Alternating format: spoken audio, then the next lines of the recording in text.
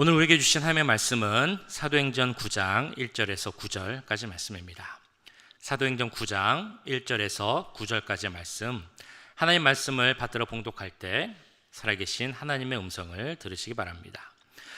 사울이 주의 제자들에 대하여 여전히 위협과 살기가 등등하여 대제사장에게 가서 다메섹 여러 회당에 가져갈 공문을 청하니, 이는 만일 그 도를 따르는 사람을 만나면 남녀를 막론하고 결박하여 예루살렘으로 잡아오려 함이라. 사울이 길을 가다가 다메섹에 가까이 이르더니 호련히 하늘로부터 빛이 그를 둘러 비추는지라. 땅에 엎드려져 들음에 소리가 있어 이르시되, 사울아 사울아, 네가 어찌하여 나를 박해하느냐 하시거늘. 대답하되, 주여 누구시니까? 이르시되, 나는 네가 박해하는 예수라. 너는 일어나 시내로 들어가라. 네가 행할 것을 내게 이를 자가 있느니라 하시니, 같이 있던 사람들은 소리만 듣고 아무도 보지 못하여 말을 못하고 서 있더라. 사울이 땅에서 일어나 눈은 떴으나 아무것도 보지 못하고 사람의 손에 끌려 다메섹으로 들어가서 사흘 동안 보지 못하고 먹지도 마시지도 아니하니라. 아멘. BC와 AD라는 말의 그 의미를 아마 잘 알고 계실 것입니다. 이 두 개는 다 약자죠. 어떤 약자인지 알고 계십니까? BC, Before Christ, 예수님 오시기 전이라는 의미의 단어입니다. 그럼 AD는 어떤 말의 약자입니까? 아노 도미니, 너무 잘 알고 계시죠? 예수님이 오신 후라는 의미의 단어의 약자입니다. 이것은 우리가 잘 아는 것처럼 이 세상 역사를 봤을 때 연도를 표기하는 그런 방법입니다. 한국말로는 그래서 주전, 주후라는 표현으로 사용을 하고 있습니다. 그래서 우리가 예수님이 언제 오셨는지 복잡하게 계산하고 생각할 필요가 전혀 없습니다. 언제 예수님이 오셨는지 우리는 금방 알 수 있죠. 지금으로부터 2023년 전에 예수님께서 이 땅에 오셨습니다. 자, 근데 이런 BC와 AD는 역사적 차원에서 그 연도를 나타내는 단어로 사용되고 있지만 동시에 개인적 차원에서도 사용할 수 있습니다. 누구나 그리스도인이라면 예수님을 만난 경험이 있을 것입니다. 그러면 내가 그 예수님을 만나기 전 언제가 나의 BC였는지, 그리고 나의 예수님을 만난 이후 나의 AD는 어떻게 되는지 누구나 다 생각할 수 있습니다. 누구라도 그리스도인은 각자의 BC와 AD가 있기 마련입니다. 오늘 말씀에서도 예수님을 만나 그 삶이 바뀐 너무나 유명한 장면이고 너무나 유명한 인물에 대한 말씀이 나오고 있습니다. 사울, 그 이름이 바뀌어서 바울이 된 그 인물에 대한 내용입니다. 사울이 예수님을 믿고 여러 가지가 바뀌었지만 우리가 너무 잘 아는 가장 대표적인 변화는 그 이름이 바뀐 것입니다. 사울에서 바울로 바뀌게 되죠. 사도행전 13장에서부터 그 이름이 사울이 아닌 바울로 바뀌게 됩니다. 왜 이름이 이렇게 바뀌었을까라는 것에 대한 이야기는 많이 아마 들으셨을 것입니다. 사울, 바울, 이 이름이 바뀌면서 그 의미가 바뀌었다라고 이야기를 하죠. 원래 사울이란 이름의 뜻은 큰 자라는 그 뜻을 갖고 있는데 사울이 예수님을 만나고 그리고 예수님의 종이 되면서 그 이방인의 사도가 되면서 그 이름을 바울로 바꿨다. 그리고 그 의미는 작은 자이다 라는 의미가 있다는 것입니다. 물론 그 사도 바울의 모습, 그 삶의 여정, 변화된 모습, 이런 것을 보면 또 그리고 신학적으로 그 사도 바울의 모습을 보면 그가 큰 자였다가 작은 자로 바뀌었구나라는 것을 우리가 생각할 수 있습니다. 그런데 사실 이 사울에서 바울로 바뀐 것에는 그런 의미보다는 그가 겪고 있었던 그를 둘러싼 상황 때문에 그 이름을 바꿀 수밖에 없었다라는 것을 우리는 알아야 합니다. 우리들도 마찬가지죠. 정확히 미국에 살고 있는 한국인인 우리들입니다. 우리가 보통은 많은 분들이 한국 이름을 계속 사용을 합니다. 그런데 미국에 있다 보니까 영어를 사용하다 보니까 어쩔 수 없이 영어 이름을 사용해야 하는 경우를 만날 때가 있을 것입니다. 이 사도 바울의 경우가 그랬습니다. 원래 그가 유대인으로서 그 자부심을 갖고 유대인을 대상으로 활동을 하고 사역을 할 때는 유대인 이름인 사울을 사용했습니다. 그런데 그가 이제 그 활동 반경이 바뀌어서 이방인의 사도가 되고 이방인을 대상으로 사역을 해야 할 때는 이방인 이름이었던 바울을 사용하게 되었다는 것입니다. 이처럼 사울이 바울로 바뀐 그 모습을 생각해 보면 우리는 먼저 사도 바울이 바뀌기 전, 즉 사울이라는 이름을 갖고 있을 때 어떤 모습의 삶을 살았나 한번 잘 살펴봐야 할 것입니다. 그 모습을 살펴보기 위해서는 우리가 지난주 보았던 사도행전 7장에 나오는 스데반의 죽음을 한번 다시 생각해 봐야 됩니다. 스데반이 그 유대인들 앞에서, 그 제사장들 앞에서 막 설교를 하죠. 예수 그리스도에 대해서 증거를 합니다. 근데 그것을 참 미워하고 싫어했던 유대인들이 던진 돌에 의해서 스데반 집사는 결국 순교를 당합니다. 이 순교 후에 두 가지 중요한 어떤 연결되는 일들이 생깁니다.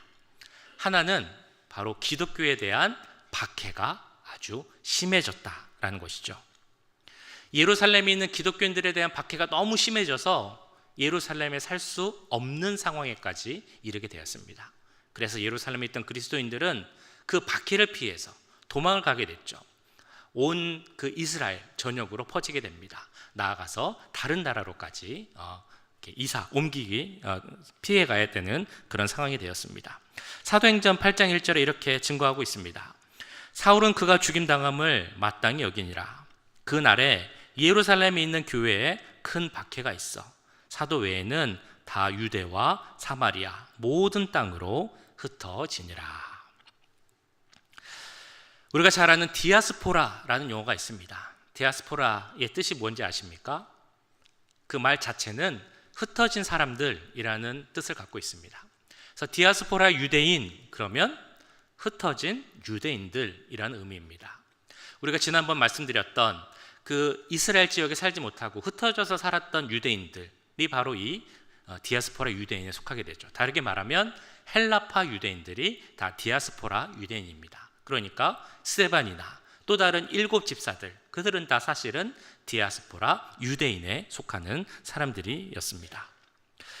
오늘 말씀, 이 스데반 죽음 이후에 보시면 이제 새로운 디아스포라들이 생기게 됩니다. 바로 디아스포라 그리스도인들이 생기게 됩니다. 흩어진 그리스도인들. 그 예루살렘에 있었던 심한 박해 때문에 더 이상 예루살렘에 살지 못하고 흩어져서 여러 곳으로 가야만 했던 그들을 부른 것이 바로 이 디아스포라 그리스도인이라는 용어입니다. 근데 그 디아스포라 그리스도인을 보면 참 우리는 아이러니를 느끼게 됩니다. 그들이 더 이상 박해 때문에 예루살렘에 살지 못했습니다. 예루살렘에 있는 유대인들은 그들이 예수님을 믿지 못하게 하고 예수님을 더 전하지 못하게 하려고 그들은 박해했습니다. 박해를 피해서 그들은 널리 흩어져서 도망갔지만 이 일로 말미암아 예수 그리스도의 복음이 이스라엘 전역으로 나아가 더 넓은 곳으로 전해지는 계기가 되었다는 것입니다. 이것을 보면 하나님의 일하심이 얼마나 신비로운가, 얼마나 신묘막측한지를 우리는 잘 알 수 있게 됩니다. 스데반의 죽음 이후 나타났던 또 다른 결과가 있습니다. 그것은 뭐냐면 대조적 모습을 보이는 두 사람의 모습이 나타나고 있다는 것입니다. 한 명은 오늘 말씀 앞장인 8장에 나오는 바로 빌립이라는 사람입니다. 빌립이라는 이름은 잘 많이 들어보셨죠? 스데반과 함께 7 집사 중에 속하였던 한 명의 집사였습니다. 나중에는 이 빌립을 전도자라고 부릅니다. 전도자 빌립. 그의 활동이 8장에서 이렇게 나오고 있습니다. 그 흩어진 사람들이 두루 다니며 복음의 말씀을 전할새 빌립이 사마리아 성에 내려가 그리스도를 백성에게 전파하니.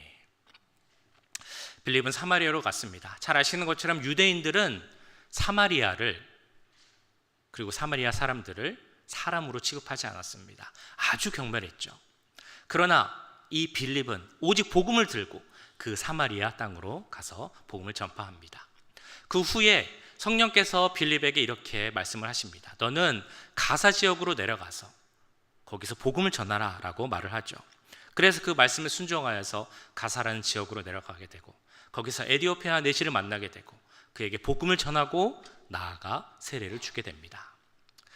사마리아는 예루살렘의 북쪽이죠. 가사라는 곳은 예루살렘 남쪽입니다. 그래서 빌립이 이 사마리아를 거쳐서 가사라는 곳으로 간 그 거리를 생각해 보니까 대략적으로 약 100마일 정도 되었을 것이다 라고 생각을 하고 있습니다.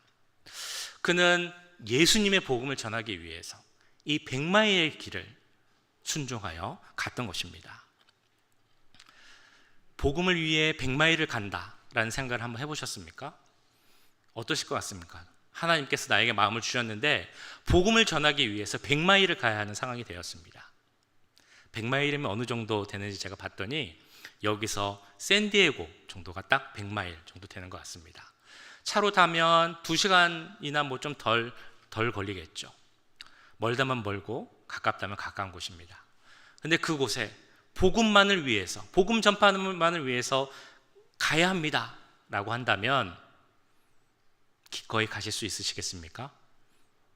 어떤 분들에게는 그게 어렵지 않은 일일 수도 있습니다. 그러나 우리가 잘 알고 있는 것처럼 사실 그것은 절대 쉬운 일은 아닙니다. 그 당시, 빌립이 있던 당시 이 100마일을 간다는 것은 정말 상상할 수 없을 그런 먼 거리였음에도 불구하고 이 빌립, 전도자 빌립은 오직 복음을 위해서 그 복음에 대한 열정으로 말미암아 그 길에 순종하며 복음만을 들고 갔던 것입니다. 그런데 이런 빌립의 복음에 대한 열정과 대조되는 또 다른 사람이 나오죠. 우리가 너무 잘 알고 있는 오늘의 말씀의 주인공 사울입니다.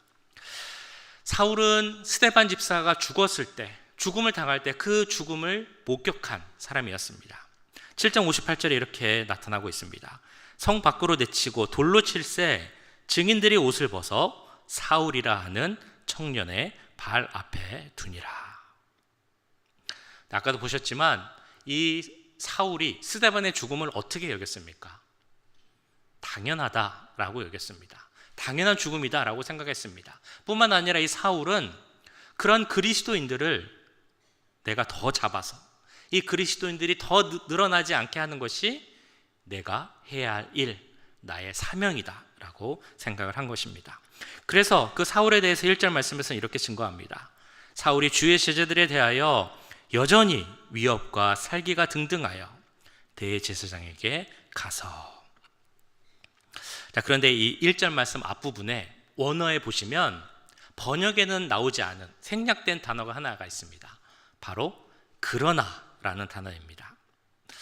그러니까 성경에서도 이미 이 앞에 나오는 8장 빌립의 내용과 9장 사울의 내용을 대조하고 있다는 것입니다. 복음을 들고 100마일을 가는 그 빌립의 모습, 그러나 9장에서는 복음이 아닌 자기의 열심을 위하여서 자신만의 열정을 위해서 더 먼 거리를 가고 있는 사도 바울의 사울의 모습을 보여주고 있다는 것입니다. 사울은 위협과 살기가 등등했다라고 나오고 있습니다. 그리스도인들 박해하는 거, 잡아오는 거, 심지어 죽이는 거, 그거 별거 아니다, 마땅하다라고 생각했습니다. 그런 일을 하는데 거리낌이 전혀 없었다는 것입니다. 그래서 그리스도인들이 많이 모여있다라고 소문이 난 다메섹이라는 곳에 그 그리스도인들을 잡기 위해서 가려고 합니다. 그리고 공문이 필요하니까 대제사장에게 공문을 써달라라고 이렇게 이야기를 하죠. 다메섹 여러 회당에 가져갈 공문을 청하니 이는 만일 그 도를 따르는 사람을 만나면 남녀를 막론하고 결박하여 예루살렘으로 잡아오려 함이라. 오늘날 시리아의 수도이죠. 다메섹, 지금 다마스커스라고 불리는 곳인데 예루살렘에서 이 다마스커스까지의 거리는 130마일이 넘는다고 합니다. 그 먼 거리를 가는 이 사울의 신념, 열정, 정말 대단하고 어찌 보면 너무 무서운 그런 신념입니다. 우리는 신념의 무서움에 대해서 잘 알고 있습니다. 우리 모두는 사실 신념이 있습니다.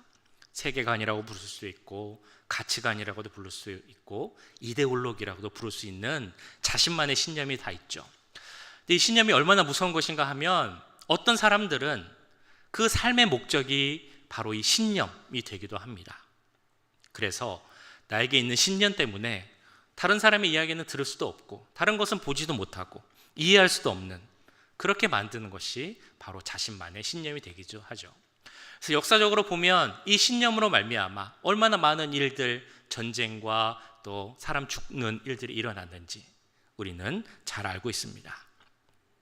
오늘 말씀에서도 이런 신념의 무서움에 대한 내용이 나오고 있습니다. 빌립은 복음을 전하러 100마일을 갔다라고 말씀드렸습니다. 이것도 사실은 흉내내기 쉽지 않은 일입니다. 그런데 사울은 어떻게 했습니까? 그리스도인들 잡겠다고 130마일이 되는 거리를 가고 있습니다. 걸어서 가면 4, 5일은 좋게 걸리는 그런 거리겠죠. 그런데 사람들을 해하고 핍박하려고 그 먼 거리를 가고 있는 것입니다. 사울의 입장에서 보자면 사울은 정통한 유대인이었고 율법학자였습니다. 그런 사울에게 이 기독교라는 것, 예수 그리스도가 유일한 구원자시다라는 것이 어찌 보면 이단과 같이 보였을지도 모릅니다. 그런데 그것이 잘못됐다라고 말하는 것과 그것을 믿는 사람들을 잡기 위해서 그 먼 거리를 가는 것은 완전히 다른 일이죠. 이처럼 잘못된 열정, 잘못된 열심으로 사로잡혀 있던 것이 바로 예수님을 만나기 전에 사울의 모습이라는 것입니다. 그런데 하나님께서는 이런 열정, 잘못된 열정으로 사로잡혀 있었던, 그래서 그 먼 거리를 갔던 사울에게 그 다메섹 가는 길 도상에서 나타나셨습니다. 그리고 사울은 그곳에서 예수님을 만나게 되었죠. 사울의 인생이 BC의 인생에서 AD의 인생으로 바뀌게 된 것입니다. 철저하게 나의 신념, 개인의 신념에 사로잡혀 있었던 사울이었지만 이제는 예수님을 만난 후로 더 철저하게 예수님이라는 신념, 예수님에 대한 확신으로 사로잡힌 바울로 바뀌게 된 것입니다. 이런 확실한 변화를 경험했기에 그 사도 바울이 스스로를 생각해 봤을 때, 자신의 모습을 돌아봤을 때, 내가 옛날에 이랬지 라고 생각하면 더 부끄럽고 창피했는지 모르겠습니다. 그래서 자신의 그런 이력들, 과거들을 생각하면 내 모습들은 다 똥과 같은 모습이야, 배설물과 같은 모습이야, 이런 고백이 나올 수밖에 없었다는 것을 우리는 생각하게 됩니다. 이처럼 자기 신념에 사로잡혀 있던 이 사울이 다메섹 도상에서 예수님을 만난 후로 변화하게 되었습니다. 그럼 그 예수님과의 만남은 어떤 만남이었을까요? 3절에서는 이렇게 증거합니다. 사울이 길을 가다가 다메섹에 가까이 이르더니 호련히 하늘로부터 빛이 그를 둘러 비추는지라. 우리가 예수님을 만났을 때를 생각해 보시면 어떤 생각이 드십니까? 우리는 다 예수님을 만난 경험이 있으실 텐데 어떻게 예수님을 만나셨습니까? 제가 들은 이야기는 이런 이야기들이 있습니다. 예수님이 밝은 십자가의 모습으로 나에게 다가오셨다, 그런 간증을 들은 적이 있습니다. 또 어떤 분은 내가 정말 슬퍼서 울고 통곡하고 있을 때 그 예수님의 더 어떻게 형언할 수 없는 따뜻한 음성, 위로의 모습으로 나에게 다가오는 것을 경험했다, 이런 이야기도 들은 적이 있습니다. 어떤 경험이 있으십니까? 사울은 빛으로 오신 예수님을 만났습니다. 다메섹에 거의 다 왔을 때쯤 하늘로부터 호련히 밝은 빛이 있어서 그 빛이 사울을 둘러쌌다라고 나오고 있습니다.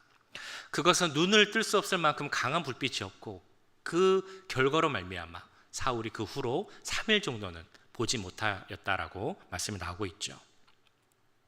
이러한 빛, 사도 바울을 비췄던 그 빛은 하나님의 임재를 나타내는 그런 빛입니다. 그럼 우리는 생각해 봐야겠죠. 왜 예수님은 사울을 만나실 때 빛의 모습으로 나타나셨을까? 빛이신 예수님이 내 앞에 나타나고 그 빛을 비춘다는 것은 어떤 의미가 있을까? 예수님의 빛이 나를 비춘다라는 것은 어떤 의미가 있겠습니까? 예수님 앞에서, 하나님 앞에서 그 빛으로 내 자신의 실제 모습을 볼 수 있다라는 그런 의미가 있습니다. 우리가 이 세상 살아갈 때 어둠 속에 있을 때 사실 우리는 내 자신의 모습을 잘 보지 못합니다. 예수님의 빛이 비춰져야 내가 정말 어떤 사람인지, 내가 얼마나 죄인이고 얼마나 더러움과 죄에 물들어 있는지, 얼마나 깨끗하지 못한지, 그런 나의 실제 모습, 진짜 모습을 볼 수 있다는 것입니다. 사울은 아마도 자신을 평가할 때 꽤 괜찮은 사람으로 생각했을 것입니다. 그래서 다른 사람을 잡고 다른 사람의 잘못을 지적해도 문제없는, 그 정도는 할 수 있는 그런 사람으로 스스로를 평가했겠죠. 그런 사울에게 예수 그리스도의 빛이 비춰질 때 어떤 일이 생겼습니까? 자신의 모습을 보게 되었습니다. 그런 빛에 비춰진 자신의 모습을 볼 때 사도 바울이 할 수 있는 말이 무엇이 있겠습니까? 나는 죄인 중에서도 괴수입니다. 이런 고백밖에 할 수 없는 것입니다.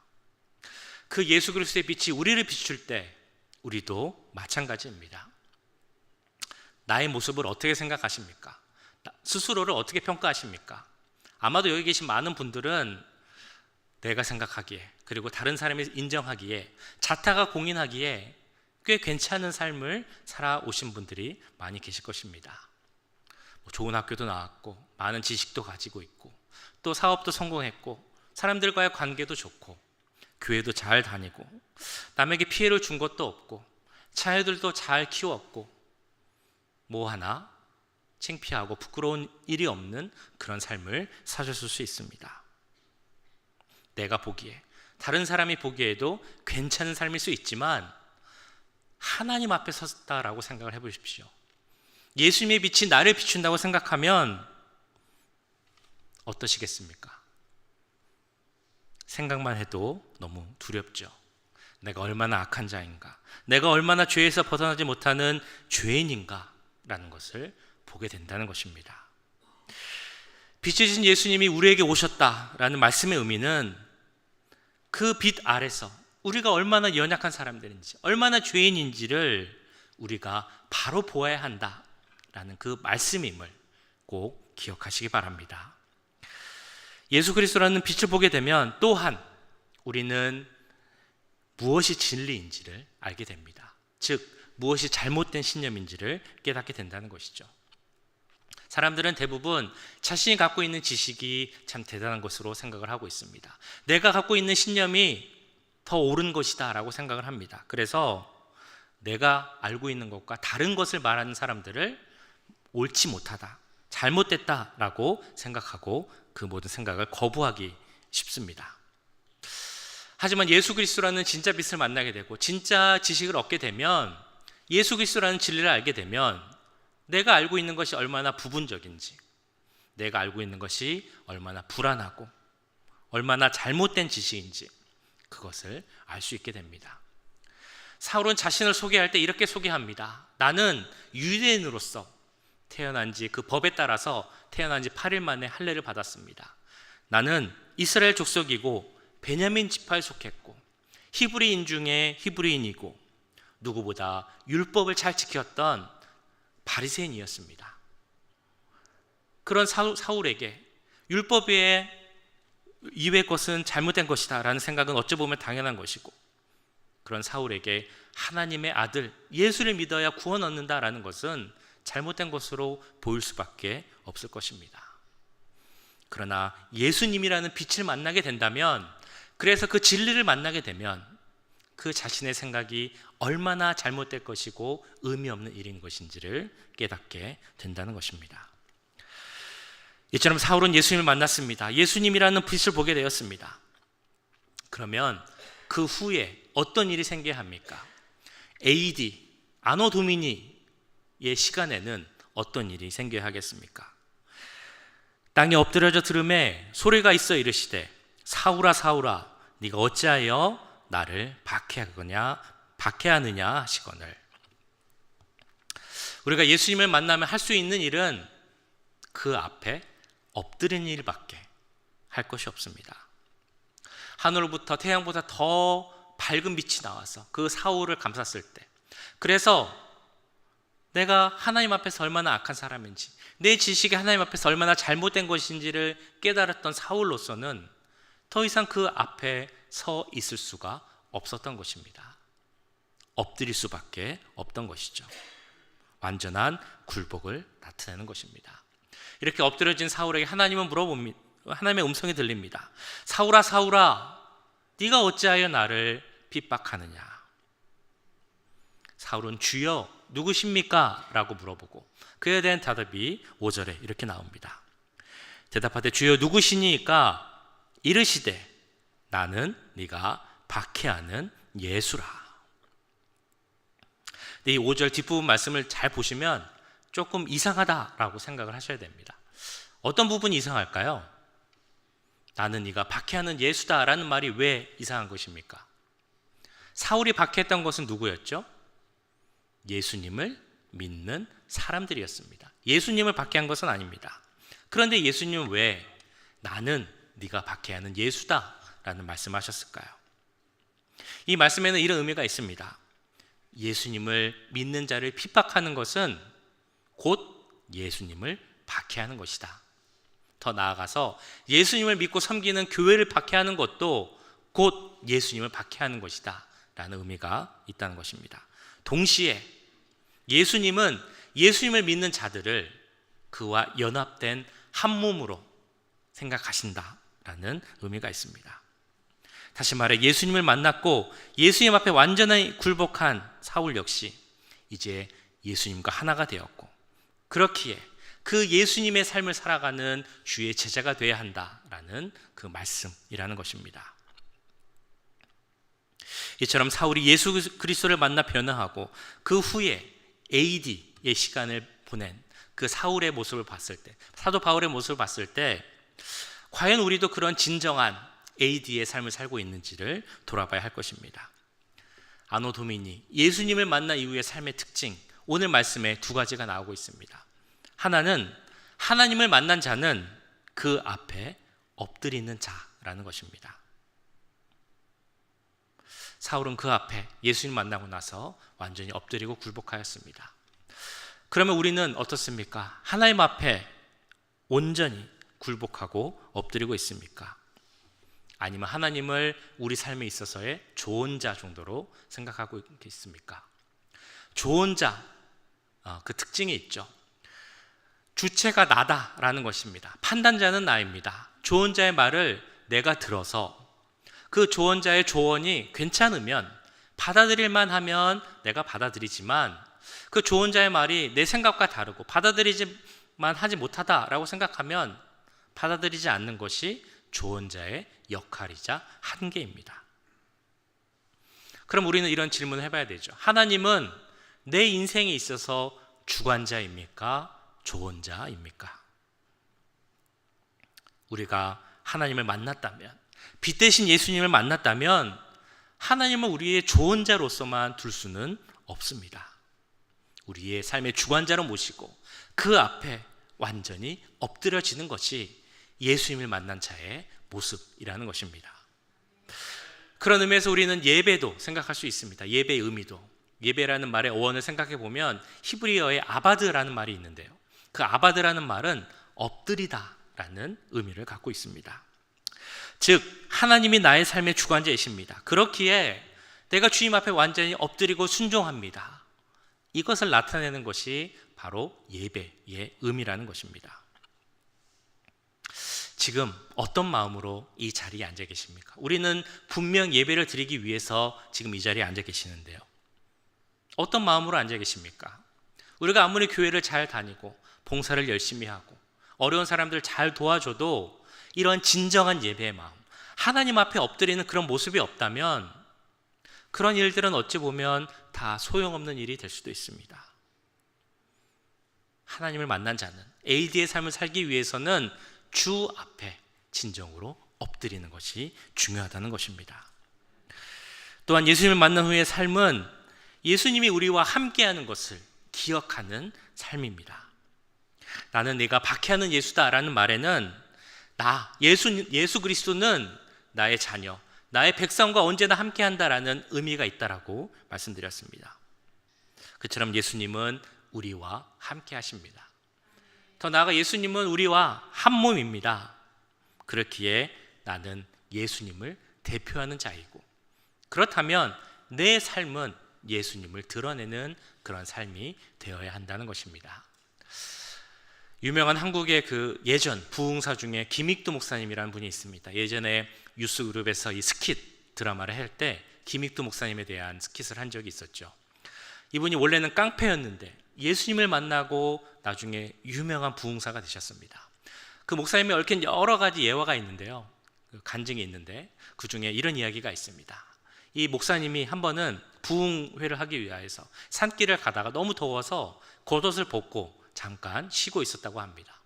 근데 어떤 술 취한 사람이 오더니 말도 안 되는 이유로 네가 왜 나보다 먼저 가냐? 라는 그런 말도 안 되는 이유로 이 김익두 목사님을 막 때렸답니다. 근데 이 목사님이 아무 얘기 없이 그냥 맞고 있다가 다 이제 끝난 것 같으니까 이렇게 물어봤다고 해요. 형님, 이제 다 때리셨습니까? 근데 그 사람이 그래, 다 때렸다 라고 말했습니다. 이제 김익두 목사님이 이렇게 얘기를 했습니다. 예수님은 내가 믿었는데 복은 형님이 받으셨군요. 무슨 의미인지 아시겠습니까? 내가 예수님을 믿지 않았으면 너는 내 한 주먹거리밖에 안 되는데 예수님 믿었으니까 내가 예전처럼 할 수는 없고 그래서 당신이 복 받았습니다 라는 의미겠죠. 그래서 그 일이 이제 끝난 다음에 내가 김익두입니다 라고 얘기를 했답니다. 그러니까 그 사람이, 술 취한 사람이 그 이름을 들으니까 막 벌벌 떨면서 무서워했는데요. 이 김익두 목사님이 그러지 말고 나랑 같이 예배 드리러 갑시다 라고 해서 이 사람이 같이 가서 예배 드리고 회개하고 복을 받아들였다라는 간증을 본 적이 있습니다. 예수님을 만나면 이렇게 변할 수밖에 없습니다. 예수님을 만난 자라면 그 삶을 통하여서 예수님을 드러내야 한다는 것입니다. 그럼 우리의 삶이 어떤지를 함께 생각해 보기 원합니다. 우리의 삶은 BC, Before Christ의 삶입니까? 아니면 AD, 예수님을 만난 후에 그런 삶을 살고 계십니까? AD의 삶은 예수님 앞에 엎드려지는 그런 삶입니다. AD의 삶은 예수님과 함께하는 삶입니다. 그래서 AD의 삶은 주님을 나타내는 그런 삶입니다.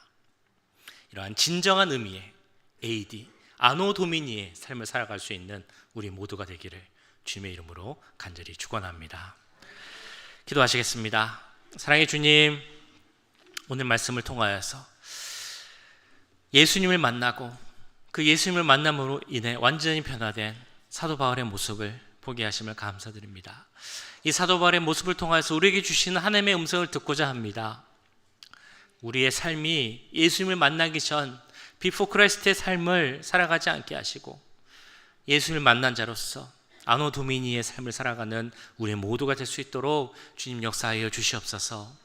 그를 위해 주 앞에 온전히 엎드리고 우리 삶의 주관자 되시는 예수님만 예배하는 우리들이 되기 원합니다. 우리와 함께 하시는 예수님을 기억하고 그 예수님을 우리의 삶을 통해 드러낼 수 있는 우리 모두가 될 수 있도록 주님 역사해 주시고 능력을 더하여 주시옵소서. 우리의 삶 가운데 함께 하심으로 우리와 함께 하시는 그 예수님을 증거하는 귀한 삶을 살게 하실 것을 믿사오며 이 모든 말씀 우리 구주 예수님의 이름으로 기도하옵나이다. 아멘.